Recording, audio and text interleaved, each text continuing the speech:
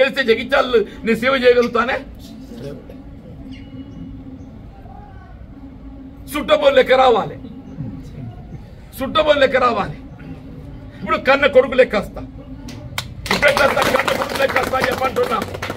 దేవుని దేవాలయ పార్లమెంట్కి ఎంపిక కావడంతో ఏదైతుందో జగిత్యాల నియోజకవర్గానికి ఈ ప్రాంతానికి ఏదైతే అభివృద్ధి పదవులు పైన చేయడానికి నేను కన్న కొడుకులా వస్తా అని చెప్పంటున్నా. నిజామాబాద్ వాళ్ళు ఏదైతుందో జగిత్యాల నిజామాబాద్ పార్లమెంట్ నియోజకవర్గంలో అంతర్భాగం. నాకు స్థానికతనే ప్రాతిపదిక అయినట్టయితే నాకు పోటీ చేసే అవకాశం, హక్కు కేవలం నిజామాబాద్కి వెళ్ళి మాత్రమే ఉంటుందని చెప్పంటున్నా. నిజంగానే ఏ అభ్యర్థి కానీ స్థానిక ప్రాతిపదికల ప్రాధాన్యత ఇవ్వాలని చెప్పి భావించినట్టయితే ఆ స్థానిక ప్రాతిపదిక నాకు నిజామాబాద్కి వెళ్ళి మాత్రమే ప్రాతినిధ్యం కల్పిస్తుంది, not from any other segment. ఆ విధంగా నేను ఏదైతుందో నా పోటీ అవకాశం రాకుండా మంచిది చెప్పాను. నేను సంతోషంగా ఉంటాను. I work for the party, I work for the party. ఇన్ని అవకాశాలు కల్పించిందే కాంగ్రెస్ పార్టీ నాకు. 1985 వెళ్ళి చెప్పంటూ నేను ఎన్నికలు గెలిచిన ఓడినా కానీ ఏదైతుందో నా అభ్యర్థిత్వం గురించి ఎన్నడూ కూడా దరఖాస్తు పెట్టకుండా నా గౌరవం నిలబెట్టేది కాంగ్రెస్ పార్టీ అని చెప్పండి.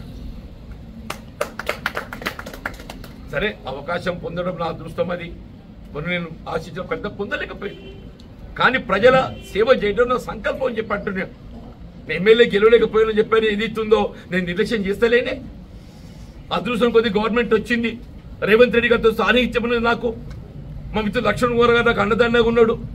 ఇంకో పక్క మేడిపల్లి సత్యం ఉన్నాడు, ఆది శ్రీనివాస్ ఉన్నాడు, నాకు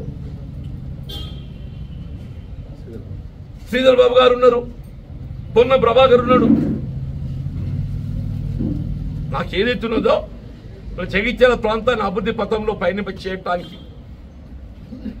ఈ ప్రాంతాన్ని ఏదైతుందో మొత్తం తెలంగాణలోనే ఒక ఆదర్శవంతమైన అభివృద్ధి చెందిన నియోజకవర్గాన్ని నిలబెట్టడానికి కొరకు అని చెప్పంటాడు. నిజామాబాద్ పార్లమెంట్ నియోజకవర్గం నేను నిజంగా చెప్పంటున్నా స్థానికత ప్రాతిపదికన ఇలా రాష్ట్ర ప్రభుత్వ ప్రతినిధిగా